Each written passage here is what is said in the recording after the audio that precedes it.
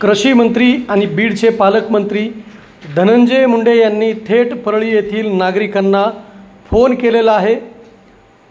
तुमच्यावर कसलाही अन्याय होणार नाही असा आम्ही तुम्हाला शब्द देतो असं त्यांनी या ठिकाणी फोनवरती सांगितलेलं आहे।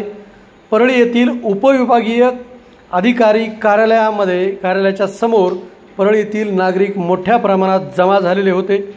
नागरिकांच्या महत्त्वाच्या मुद्द्यावर नागरिक या ठिकाणी जमा झाले होते आणि आमच्यावर अन्याय होऊ देऊ नका, आमच्यावर अन्याय करू नका अशा घोषणा नागरिक या ठिकाणी देत होते। या ठिकाणी वाल्मिक अण्णा कराड हे आणि राष्ट्रवादी काँग्रेस अजित पवार गटाचे राष्ट्रवादीचे जिल्हाध्यक्ष राजेश्वर चव्हाण हे सुद्धा या ठिकाणी उपस्थित होते। नागरिक मोठ्या प्रमाणात या ठिकाणी जमा झाले होते।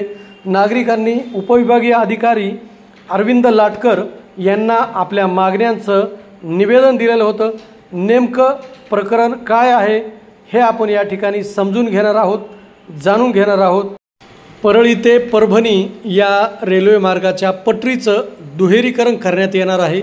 याबाबत केंद्रीय रेल्वे मंत्रालयानं राजपत्र काढून प्रशासनाला त्याबाबत कार्यवाही करण्याचं आदेश दिलेले आहेत। याबाबत नागरिकांनी आक्षेप घेत आमचे घरं आणि जमिनी जाणार आहेत असं सांगितलेलं आहे। उपविभागीय अधिकारी कार्यालयासमोर आल्यानंतर धनंजय मुंडे यांनी या नागरिकांना फोन केला। सुद्धा जमीन कुणाचीही रेल्वे प्रशासन घेऊ शकणार नाही याची जबाबदारी मी स्वतः त्यामुळं आपण निश्चित राहा। कोण वेगवेगळ्या पद्धतीनं राजकारण करायचा प्रयत्न करील, कुठल्याही राजकारणाला बळी पडू नका।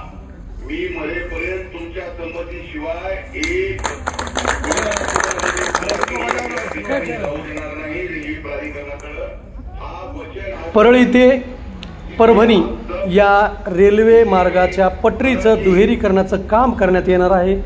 याबाबत केंद्रीय रेल्वे मंत्रालयानं एक राजपत्र काढून याबाबत प्रशासनाला कारवाई प्रस्तावित करण्याचं सांगितलेलं आहे आणि याच बाबत नागरिकांनी उपविभागीय अधिकारी कार्यालयावर आपला कार्यालयासमोर ठिय्या मांडला आणि धनंजय मुंडे यांच्याकडे गाऱ्हाणं मांडलं होतं।